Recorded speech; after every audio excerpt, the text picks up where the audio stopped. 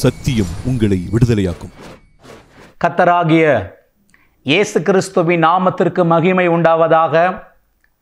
Cross TV தொலைக்காட்சி நேயர்களுக்கு அன்பின் வாழ்த்துக்கள். சத்தியம் உங்களை விடுதலையாக்கும் என்ற நிகழ்ச்சிக்கு அன்போடு கூட வாழ்த்துகிறேன், வரவேற்கிறேன். கர்த்தருடைய நாமத்துக்கு மகிமை உண்டாவதாக. கடந்த வாரங்களிலே நாம் தாழ்மை என்ற தலைப்பிலே கர்த்தருடைய வார்த்தையை தியானித்துக் கொண்டிருக்கிறோம், சத்தியங்களை கற்றுக்கொண்டிருக்கிறோம். தொடர்ந்து கற்றுக்கொள்வோம். தேவநாமம் மகிமைப்படுவதாக. ஆண்டவராகிய இயேசு கிறிஸ்து நமக்காக ஜீவனை கொடுத்து இரத்தத்தை சிந்தி சிலுவையிலே நமக்கு வேண்டிய எல்லாவற்றையும் சம்பாதித்து வைத்து விட்டார். அநேகர் நினைக்கிறார்கள், எப்படியாகிலும் பரலோகத்துக்கு போய்விட வேண்டும் என்று சொல்லிதான் அவர்கள் குறிக்கோள் இருக்கிறது. அது உண்மைதான், அது தவறில்லை.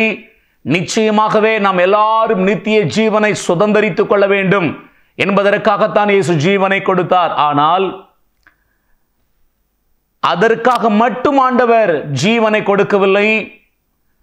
இந்த பூமிக்குரிய வாழ்க்கையிலே நம் மூலமாய் தேவநாம மகிமைப்பட வேண்டும், தேவ ராஜ்யம் கட்டப்பட வேண்டும். இந்த பூமியிலே வெற்றி உள்ள, கனி உள்ள, மகிமையான, மேன்மையான வாழ்க்கையை வாழ வேண்டும் என்று கர்த்தர் விரும்புகிறார். ஒருவேளை அநேகர் நினைப்பது போல ஆண்டவராக இயேசு கிறிஸ்து பரலோகத்திற்கு போவதற்காக மட்டும் நம்மை ரட்சித்திருப்பாரேயானால், தெரிந்து கொண்டிருப்பாரேயானால், இயேசு கிறிஸ்துவை சொந்த இரட்சகராக ஏற்றுக்கொண்டு பரலோகத்திற்கு போவதற்கு தகுதியான அந்த நாளிலேயே, அந்த நிமிஷத்திலேயே மேலே எடுத்துக்கொண்டிருப்பார். அப்படியானால் இந்த பூமியிலே ஸ்தோத்திரம் இரட்சிப்புகள் நடத்தவோ ஞானஸ்நானம் கொடுக்கவோ எந்த ஊழியரும் இருக்க மாட்டார்கள். தூதர்கள் தான் இறங்கி வர வேண்டும். பரலோகத்திற்கு போவதற்கு தகுதி என்று இயேசுவை உள்ளத்தில் ஏற்றுக்கொண்டு மூழ்கி ஞானஸ்நானம் பெற்ற தேவ பிள்ளைகளை வேதம் சொல்லுகிறது, விசுவாசம் உள்ளவனாகி ஞானஸ்நானம் பெற்றவன் ரட்சிக்கப்படுவான். அன்பு தேவ ஜனமே, வருகையிலே எடுத்துக்கொள்ளப்பட வேண்டும் என்பது உண்மைதான். அதற்காக மட்டும் ரட்சிக்கவில்லை. இந்த பூமியிலே நாம் வெற்றி உள்ள வாழ்க்கை வாழ வேண்டும், தேவ நாமத்தை வாழ்ந்து மகிமைப்படுத்த வேண்டும், வெற்றியாய் வாழ்ந்து தேவ ராஜ்யத்தை கட்ட வேண்டும், ஸ்தாபிக்க வேண்டும். அதற்காகத்தான் பூமியிலே ரட்சித்த பின்பு நம்ம வைத்திருக்கிறார். கர்த்தருக்கு மகிமை உண்டாவதாக. அன்பு தேவ ஜனமே, இந்த பூமிக்குரிய வாழ்க்கையிலே நம்ம வாழ்க்கை வெற்றியாய் இருக்க வேண்டுமானால், ஜெயமாய் இருக்க வேண்டுமானால், நித்திய ஜீவனையும் நாம் பெற்றுக்கொள்ள வேண்டுமானால், நமக்குள் தாழ்மை காணப்படுவது மிக மிக அவசியம் என்று நாம் கற்றுக்கொண்டு வருகிறோம், தியானித்து வருகிறோம். அருமையான தேவ ஜனமே, அநேக தேவ பிள்ளைகள் நினைக்கின்றார்கள், நான் என்ன தவறு செய்தேன், ஆண்டவருக்காக நான் வாழ்கிறேன், உழைக்கிறேன், கொடுக்கிறேன், ஆராதிக்கிறேன், நான் எந்த விதமான தவறும் செய்யவில்லையே, என் வாழ்க்கையில மாற்றங்கள் வரவில்லையே, ஒரு கனியுள்ள வாழ்க்கை வாழ முடியவில்லை என்று யோசிக்கிறார்கள். அருமையானவர்களே, தாழ்மை என்ற ஒன்று தேவ ஜனங்களுக்குள் காணப்படவில்லையானால் அவர்கள் 100% ஆசீர்வாதங்களை இழந்து போகலாம், அல்ல நிச்சயமாகவே இழந்து போவார்கள். மறுபடியும் சொல்லுகிறேன், இந்த பூமிக்கரை வாழ்க்கையிலே ஆண்டவராக இயேசுவை ஏற்றுக்கொண்டிருக்கலாம், தேவனுக்காக வாழ 100% அர்ப்பணித்து ஓடிக்கொண்டிருக்கலாம். உங்கள் குடும்ப வாழ்க்கையாக இருக்கலாம், பிள்ளைகளின் வாழ்க்கையாக இருக்கலாம், பொருளாதாரமாக இருக்கலாம், ஊழியமாக இருக்கலாம். எதுவாக இருந்தாலும் இந்த பூமியிலே நாம் வெற்றியுள்ள ஜெயமுள்ள வாழ்க்கை வாழ வேண்டுமானால் நமக்குள் தாழ்மை காணப்படுவது அவசியம். அந்த தாழ்மை இல்லையானால் 100% ஆசீர்வாதங்களை, ஜெயத்தை, மேன்மையை, நன்மையை, உயர்வை இழந்து போவது நிச்சயம் என்று வேதம் திட்டமாய் நமக்கு கற்றுக் கொடுக்கிறது. சில வசனங்கள் உங்களுக்காக நான் சொல்லுகிறேன், கவனித்துக் கொள்ளுங்கள். யாக்கோபின் புஸ்தகம் 4வது அதிகாரம் 6வது வசனம், தாழ்மை உள்ளவர்களுக்கோ கிருபை அளிக்கின்றார். ஏசாயா தீர்க்கதரிசியின் புஸ்தகம் 16வது அதிகாரம் 5வது வசனம், கிருபையினாலே சிங்காசனம் ஸ்தாபிக்கப்படும். அப்படியானால் கிருபைக்கும் சிங்காசனத்திற்கும், கிருபைக்கும் ஆளுகைக்கும், கிருபைக்கும் உயர்வுக்கும் தொடர்பு இருக்கிறது. அந்த கிருபையை தேவன் தாழ்மையோடு இணைத்து விட்டார். அப்படியானால் ஒரே வரியில சொல்ல வேண்டுமானால், தாழ்மை இல்லையானால் சிங்காசனம் இல்லை, தாழ்மை இல்லையானால் உயர்வு இல்லை என்பதை திட்டமாக தீர்க்கமாக நாம் தெரிந்து கொள்வோம். யாக்கோபு எழுதின பொதுவான நிருபம் 4வது அதிகாரம் 10வது வசனம், கர்த்தருக்கு முன்பதாக தாழ்மைப்படுங்கள், கர்த்தருக்கு முன்பதாக தாழ்மைப்படுங்கள், அப்பொழுது அவர் உங்களை உயர்த்துவார். அப்படியானால் இந்த வசனத்திலிருந்து ஒன்றை நாம் அறிந்து கொள்கிறோம், தாழ்மை இல்லையானால் உயர்வு இல்லை. நீதிமொழிகள் 29வது அதிகாரம் 23வது வசனத்தில் எப்படி வாசிக்கிறோம்?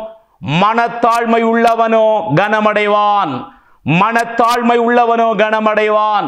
அப்படியானால் தாழ்மை இல்லாதவன் கனவீனமடைவான் என்பதுதான் வேதம் சொல்லுகிற உண்மையான சத்தியம். தாழ்மை இல்லையானால் கனவீனப்படுத்தப்படுவார்கள், கனவீன வாழ்க்கையில் உண்டாகும் என்று வேதம் தெளிவாக சொல்லுகிறது. நீதிமொழிகள் 22வது அதிகாரம் 4வது வசனம், தாழ்மைக்கும் கர்த்தருக்கு பயப்படுதலுக்கு வரும் பலன் ஐஸ்வர்யம், மகிமை, ஜீவன். ஐயா, தாழ்மைக்கு வருகிற பலன் ஐஸ்வர்யம், தாழ்மைக்கு வருகிற பலன் தேவ மகிமை, தாழ்மைக்கு வருகிற பலன் தேவ ஜீவன். தேவஜனமே, தாழ்மைக்கும் பொருளாதாரத்திற்கும் ஐஸ்வர்யத்திற்கும் நெருங்கி தொடர்பு இருக்கிறது. தாழ்மைக்கும் ஐஸ்வர்யத்துக்கும் ஒரு கனெக்ஷனை கர்த்தர் ஏற்படுத்தி இருக்கிறார். தேவ மகிமையை பார்க்க வேண்டுமா, தேவ செயல்களை பார்க்க வேண்டுமா, அப்படியானால் அது தாழ்மையோடு இணைக்கப்பட்டிருக்கிறது. ஜீவன், தேவ ஜீவன், காட் கைண்ட் ஆஃப் லைஃப், தேவனை போல பூமியிலே வாழ வேண்டுமா, வெற்றியுள்ள ஜெயமுள்ள வாழ்க்கை வாழ வேண்டுமா, எல்லா நன்மைகளை சுதந்திரிக்க வேண்டுமா?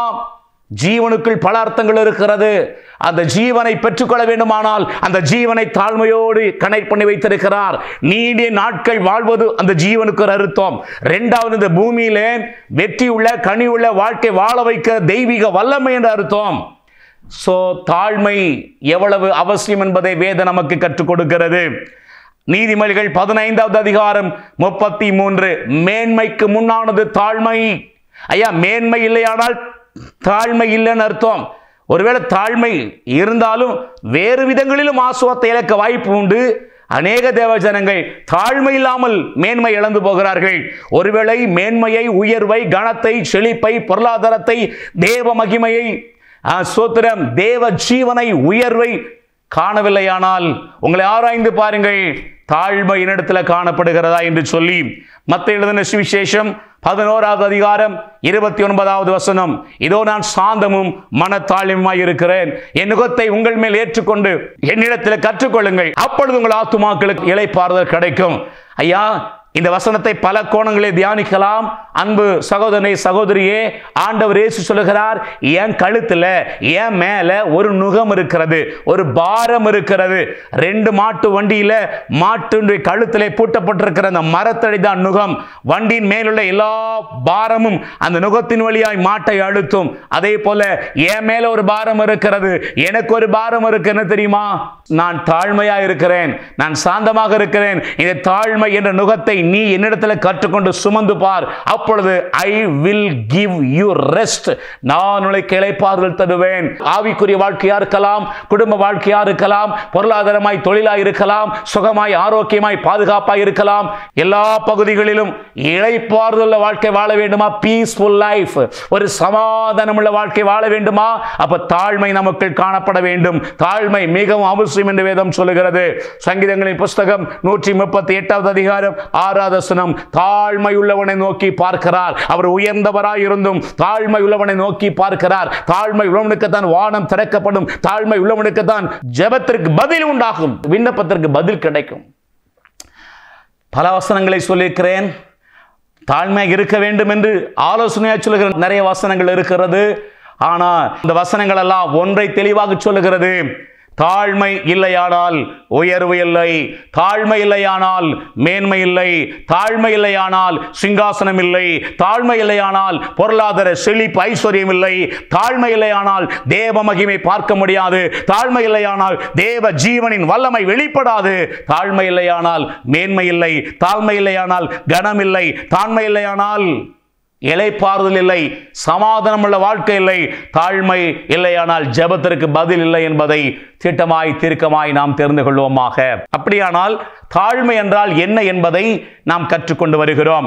தாழ்மை என்ற அந்த வார்த்தைக்கு எபிரேய வார்த்தையிலே அனாவா என்ற வார்த்தையை எழுதப்பட்டிருக்கிறது. அனாவா என்ற வார்த்தைக்கு அமைதியான மனப்பாங்கு, தாழ்மையானது, அழகான எளிமை போன்ற அர்த்தங்கள் கொடுக்கப்பட்டிருக்கிறது. அது மட்டுமல்ல, அந்த தாழ்மைக்கு இன்னும் சில அர்த்தங்கள் கொடுக்கப்பட்டிருக்கிறது. எபிரேயத்திலே ஆழமான மனநிலைமையில் பிறரோடு இருக்கிற நட்பு, கருணை மற்றும் உண்மையான ஆழமான மனநிலைமையில் பிறரோடு காணப்படுகிற நட்பு என்று பார்க்கிறோம். அது மட்டுமல்ல, கிரேக்க மொழியிலே சொல்லப்பட்டிருக்கிறது தாழ்ந்தவன், பணிந்தவன், தாழ்த்துவது அல்லது பணிவுடன் நடந்து கொள்வது. இப்படி பல அர்த்தங்கள் அந்த வார்த்தை அது அர்த்தத்தை நமக்கு கொடுத்தாலும் கவனியுங்கள், வேதத்திலிருந்து தாழ்மை என்றால் என்ன என்பதை கற்றுக்கொண்டு வருகிறோம். முதலாவது, நான் வசனத்தை எல்லாம் சொன்னால் நமக்கு நேரம் பத்தாது. கடந்த வாரங்களிலே பேசின அந்த எபிசோடெல்லாம் திருப்பி பாருங்கள், திருப்பி கேளுங்கள், கண்டிப்பாக உங்களுக்கு பிரயோஜனமாக இருக்கும். முதலாவது, தாழ்மை என்றால் தவறு செய்த பின்பு தேவனுடைய வார்த்தை ஏதாகிலும் ஒரு விதத்தில் தேவன் எச்சரிக்கும் பொழுது உணர்வடைந்து ஐயோ நான் தவறு செய்துவிட்டேன் என்று யாரெல்லாம் அர்ப்பணித்து ஜெபிக்கிறார்களோ அவர்களுக்குள் தாழ்மை இருக்கிறது என்று பார்த்தோம். இரண்டாவது, யாரெல்லாம் தேவனுடைய வார்த்தைக்கு கீழ்ப்படுகிறார்களோ அவர்களுக்குள்ளெல்லாம் தாழ்மை இருக்கிறது என்று பார்த்தோம். மூன்றாவதாக, ஸ்தோத்திரம், நாம் பார்த்து கொண்டு வருகிறோம் பிலிப்பியருக்கு நிருபம் 2வது அதிகாரம் 3வது வசனத்தை நாம் தியானித்துக் கொண்டிருக்கிறோம். ஒன்றையும் வாதினாலாவது வீண் பெருமையினாலாவது செய்யாமல் மனத்தாழ்மையினாலே ஒருவரை ஒருவர் தங்களிலும் மேன்மையாக எண்ண கடவர்கள். அப்படியானால் தாழ்மை நமக்குள் இருக்குமானால் ஒருவரை ஒருவர் தங்களிலும் மேன்மையா எண்ணுவோம். ஒருவரை ஒருவர் தங்களில் மேன்மையானவர்களாக எண்ண கடவீர்கள். தாழ்மை உள்ளே இருக்குமானால், தாழ்மை என்பது அது மனதுக்குள்ளே காணப்பட வேண்டிய ஒன்று என்று ஏற்கனவே நான் பேசியிருக்கிறேன். வெளியரங்கமான காரியங்கள் எல்லாம் தாழ்மை அல்ல. வெளியரங்கமான காரியங்களை செய்வது ஓகே, ஆனால் அதுதான் தாழ்மை என்று சொன்னால் தவறு என்று பல காரியங்களை நான் உங்களுக்கு சொன்னேன். கவனியுங்கள், வேதம் சொல்லுகிறது ஒருவரை மனத்தாழ்மையினாலே ஒருவரை ஒருவர் தங்களிலும் மேன்மையாக எண்ண கடவீர்கள். ஆண்டவராக இயேசுவை தேடுகிற சேவிக்கிற தேவ ஜனமே, உங்களை விட மற்றவங்களை மேன்மையா நினைக்கிறீங்களா? கனம் பண்ண முந்திக் கொள்றீங்களா? இல்ல பலவிதமான பெருமையில வாழ்ந்து கொண்டிருக்கிறீர்களா? என் குடும்பத்தினுடைய ஸ்டேட்டஸ் என்ன? நான் இறங்கி போய் இவரிடத்துல பேசவா? அவர்களுடைய தகுதி என்ன? என்னுடைய தகுதி என்ன? என்னுடைய ஸ்டாண்டர்ட் என்ன? என் படிப்பு என்ன? என்னுடைய அந்தஸ்து, என்னுடைய ஐஸ்வர்யம் என்ன? இப்படின்னு அதை மனதில் ஆழமாய் பதித்து கொண்டு மற்றவங்களை அற்பமா நினைக்கிறீங்களா? இகழ்ச்சியா நினைக்கிறீங்களா? அப்படியானால் உங்களுக்குள் தாழ்மை இல்லை. உங்களுக்குள் தாழ்மை இல்லையானால் மனமேட்டிமை இருக்கும். தாழ்மை இல்லையானால் அகந்தை இருக்கும். தாழ்மை இல்லையானால் பெருமை இருக்கும். தாழ்மை இல்லையானால் இருமாப்பு இருக்கும். தேவஜனமே, ஆண்டவராக இயேசுதா ஆண்டவர்னு சொல்லி உள்ளத்தில் ஏற்றுக்கொண்டு ஆவில நிரம்பி ஆராதிக்கிற தேவஜனமே, இயேசுதா என் வாழ்க்கை என்று சொல்லி அவருக்காக வாழ அர்ப்பணித்து ஓடுகிற தேவ ஊழியரே, தேவ ஊழியக்காரிகளே, கொஞ்சம் யோசித்து பாருங்கள். உங்க ஸ்டேட்டஸை விட, உங்களை விட கீழே இருக்கிறவங்களை உண்மையா மனதார நேசிக்கிறீங்களா? அவங்களை கனப்படுத்துறீங்களா? இல்ல அற்பமா நினைக்கிறீங்களா? இகழ்ச்சியா நினைக்கிறீங்களா? இன்றைக்கு தேசத்திலே எழுப்புதலுக்காக எங்கு பார்த்தாலும் ஜெபம் நடந்து கொண்டிருக்கிறது. 12 மணி நேர ஜெபம், 7 மணி நேர ஜெபம், 24 மணி நேர ஜெபம், 72 மணி நேர ஜெபம், இரவெல்லாம் ஜெபம், பகலெல்லாம் ஜெபம், 3 நாட்கள் ஜெபம், 7 நாட்கள் ஜெபம், 10 நாட்கள் ஜெபம். நான் ஜெபத்தை குறைத்து மதிப்பிடவில்லை. ஆனால் எழுப்புதல் என்றைக்கு வரும் தெரியுமா?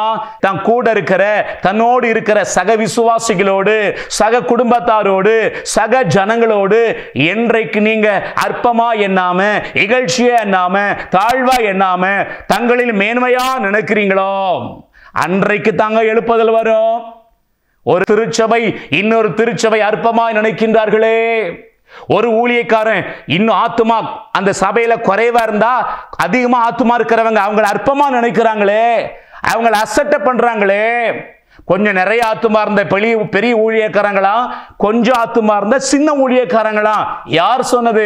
5 தாலந்து கொடுத்தவனிடத்துல தேவன் 5 தாலந்து எதிர்பார்த்தார். 2 தாலந்து கொடுத்தவனிடத்துல 2 எதிர்பார்த்தார். 1 தாலந்து கொடுத்தவனிடத்துல 1 தான் எதிர்பார்த்தார். அப்படியானால் ஆண்டவருடைய பார்வையில உயர்ந்தவன் தாழ்ந்தவன் என்று எவருமே கிடையாது. தேவஜனமே, இன்றைக்கு திருச்சபைகளிலே, குடும்பங்களிலே, தேசத்திலே எழுப்புதல் வராம போனதுக்கு காரணம் ஜப குறைவு அல்ல. ஜபம் நடந்து கொண்டே இருக்கிறது. ஜபத்திற்காகவே இன்னைக்கு பிரிந்து கிடக்கிறார்களே.